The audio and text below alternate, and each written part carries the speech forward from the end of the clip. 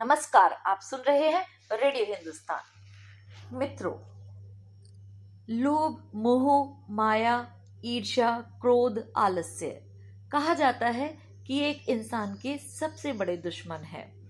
कोई बाहरी व्यक्ति, कोई बाहरी चीज हमें इतनी हानि नहीं पहुंचाती जितने हमारे अंदर छिपे ये हमारे हिडन एनिमीज।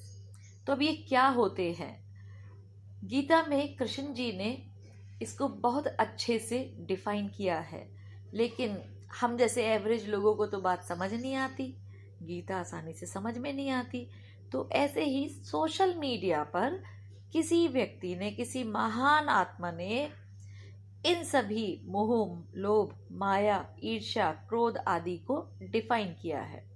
तो वो आज मैं आपको बताने जा रही हूँ। ये जो कुल्फी खाते हुए एक हथेली कुल्फी के नीचे लगा लेते हैं, या फिर आइसक्रीम खा रहे हो और आइसक्रीम के नीचे लगाए रखते हैं, ये इसी कहते हैं मोह। और आइसक्रीम या कुल्फी खत्म होने के बाद भी जो उसकी स्टिक को चाटते रहते हैं, इसे कहते हैं लोभ। और स्टिक, डंडी फेंकने के बाद सामने वाले की कुल्फी देखकर सोचना कि उसकी खत्म क्यों नहीं हुई अभी तक, इसे कहते हैं ईर्ष्या। और कुल्फी खत्म होने से पहले डंडी से, स्टिक से जब ये नीचे गिर जाए और केवल डंडी या स्टिक ही हाथ में रह जाए, तब जो मन में आता है इसे कहते हैं क्रोध।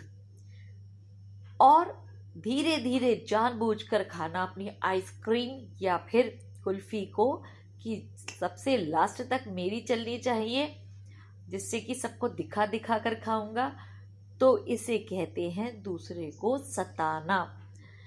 और ये जो नींद पूरी होने के बाद भी घंटों तक बिस्तर पर मगरमच्छ की तरह पड़े रहते हो ना, इसे कहते हैं आलस्य। और जो रेस्टोरेंट में खाना खाने के बाद कनस्तर भर के सौंफ और मिश्री का बुक्का मारते हो ना, इसे कहते हैं टुच्चापन। और जो ताला लगाने के बाद उसे बार बार पकड़कर जो खींच खींच कर देखा जाता है कि लगा कि नहीं, इसे कहते हैं भय। क्यों व्यर्थ डरते हो? ध्यान आया? ये जो तुम व्हाट्सएप पर मैसेज भेजने के बाद बार बार दो नीली धारियां चेक करते हो ना, इसे कहते हैं उतावलापन। और जो गोलगप्पे वाले से कभी मिर्च वाला, कभी सूखा, कभी दही वाला, कभी मीठी चटनी वाला मांगते वक्त उसे भैया बोला जाता है ना, इसे कहते हैं शोषण। फ्रूटी खत्म होने के बाद ये जो आप स्ट्रॉ से सुड़प सुड़प करके आखिरी बूंद तक पीने की कोशिश करते हो ना, इसे कहते हैं मृग तृष्णा। ये जो तुम लोग केले खरीदते वक्त अंगूर क्या भाव दिए भैया बोल बोल के 5-7 अंगूर यूं ही खा जाते हो, या काजू खरीदते समय बादाम खा लेते हो, या बादाम खरीदते समय काजू खा लेते हो, है ना? तो इसे कहते हैं अक्षम्य अपराध। ऐसा अपराध जिसे कभी क्षमा नहीं किया जाता है।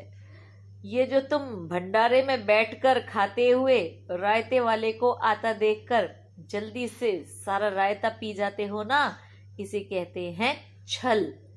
और इसके अलावा जब कहीं आप नाश्ता कर रहे हो और चाय कॉफी सिप करके उसके बाद जो कुछ भी नाश्ता रखा हो उस पर जो पेल जाते हो कि चाय तो अपनी है, कॉफी अपनी है, पहले खाएं, तो इसे भी क्या कहते हैं?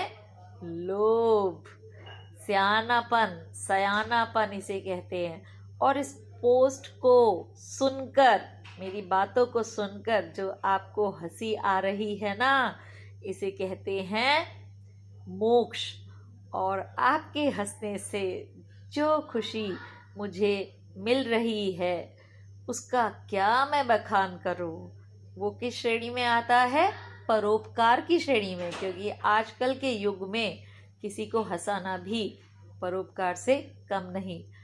जो हा हा हा, जो लाफ्टर क्लब में हंसी होती है, उससे खून नहीं बढ़ता, उससे खुशी नहीं मिलती, बल्कि फनी बातें सुनकर जो खुशी मिलती है, जो हंसी आती है, उससे जो आपका खून मिलता है, उससे ब्लड डोनेशन के बराबर का आपको पुण्य मिलता है। तो आपको मेरे ये पोस्ट कैसी लगी, आज का ये ज्ञान कैसा लगा, कमेंट बॉक्स में लिखकर ज़रूर बताइएगा और मुझे मेरे पुण्य मेरे अकाउंट में, मेरे कमेंट में डिपॉजिट कर दीजिएगा। तो करते रहिए काम और सुनते रहिए रेडियो हिंदुस्तान।